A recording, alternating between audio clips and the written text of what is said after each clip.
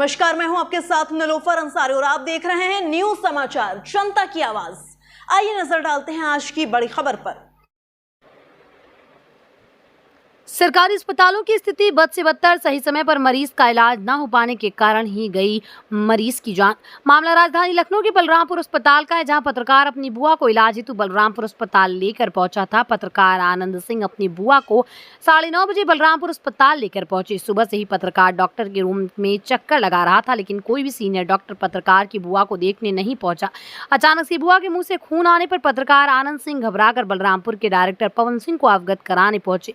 Doctor का कहना था कि मेरे पास चक्कर लगाने से कोई फायदा नहीं है, आप वहीं जाइए। हताश पत्रकार भागकर बुआ के रूम पर पहुंचा, जहां पर ब्लड फर्श पर फैला हुआ था।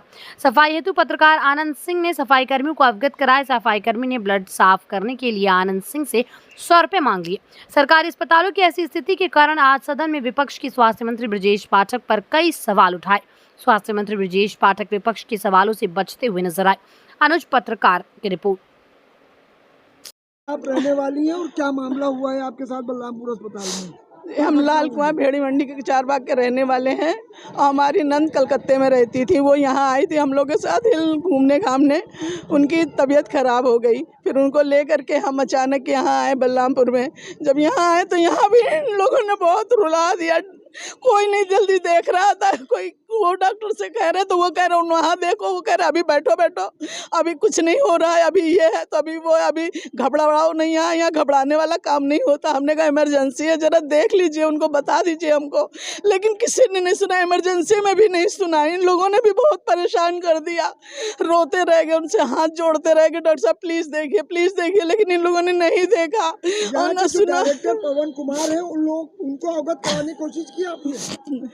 जी, अब इसके विषय में हमारा लड़का है, वो सब जगह कहा और वहाँ से फ़ोन भी आ रहा था सामने काउंटर पे। जब हम भर्ती थे ऊपर लेकर गए हैं लेकर के, तो फ़ोन आ रहे थे, तो हमको नहीं पता था किसका फ़ोन है। उस समय भी हम वहीं पे खड़े हुए थे, करीब 2 घंटे 3 घंटे से सबसे कह रहे थे प्लीज़ डॉक्टर साहब देख लीजिए, प्लीज़ डॉक्टर साहब देख लीजिए। बहुत परेशानी हो रही उनको, बहुत।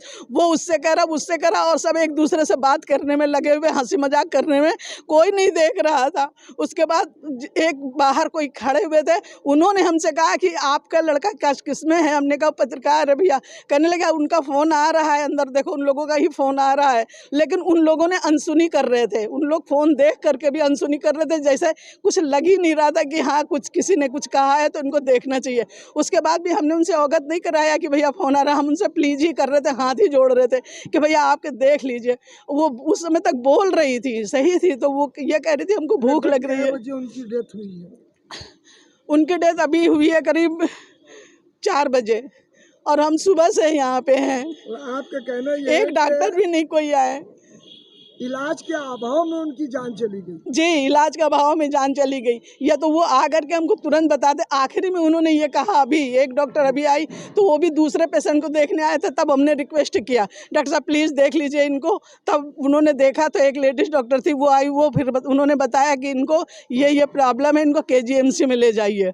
तब हमने कहा अच्छा। उस समय इनके ब्लीडिंग काफ़ी हो चुकी थी। सफाई भी करने के लिए कह रहे सफाई करा दीजिए, कोई नहीं सुन रहा। कह रहा आप लोग करिए, आप लोग करिए। हम कह रहे भैया हम नहीं कर पाएंगे, आप कर दीजिए इसको। आपने कहा था तो उन्होंने क्या कहा आपसे? उन लोग कह रहे हम नहीं कर पाएंगे। फिर बाद में बहुत रिक्वेस्ट किया तो फिर उन लोगों ने किया। जब उन लोग जान गए कि कहीं से कुछ हो रहा है इनका, तब आ करके वो उन्होंने किया।